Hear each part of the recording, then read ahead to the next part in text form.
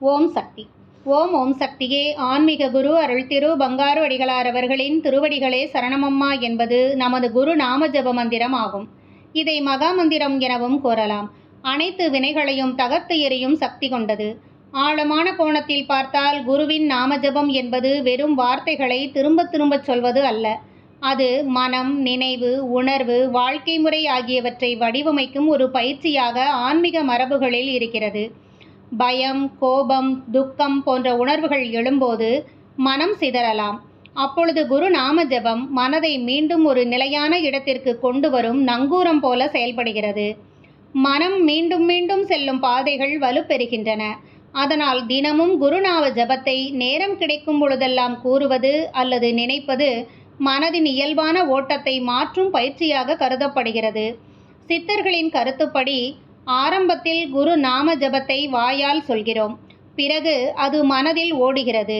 அதன் பின்னர் ஜபம் செய்வது என்ற உணர்வே குறைந்து மனம் அமைதியில் நிலைக்கிறது. குரு நாம ஜபம் உள் மாற்றத்திற்கான பயிற்சி. குருவின் நாமம் ஏன் முதலில் செய்ய வேண்டும்? குருவை வணங்குவதன் நோக்கமே நன்றியுணர்வு, தாழ்மை, வழிகாட்டுதலை ஏற்கும் மனப்பான்மை ஆகியவை ஆகும். நாமம் என்பது ஒலி மட்டுமல்ல. நீங்கள் உச்சரிக்கும் நாமம், அதாவது ஒலி, அந்த நாமம் எதை குறிக்கிறதோ அந்த பொருளை வாழ்வில் உணர்வது. பங்காரு அம்மா என்று சொல்வது மட்டும் போதாது.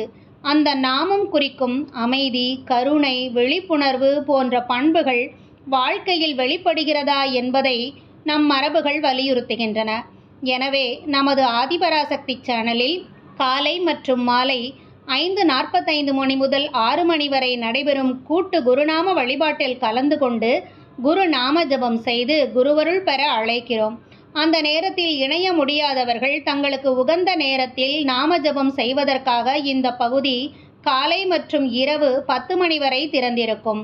அனைவரும் குரு நாம ஜபம் செய்து குருவருள் பெற வேண்டுகிறோம். ஓம் சக்தி.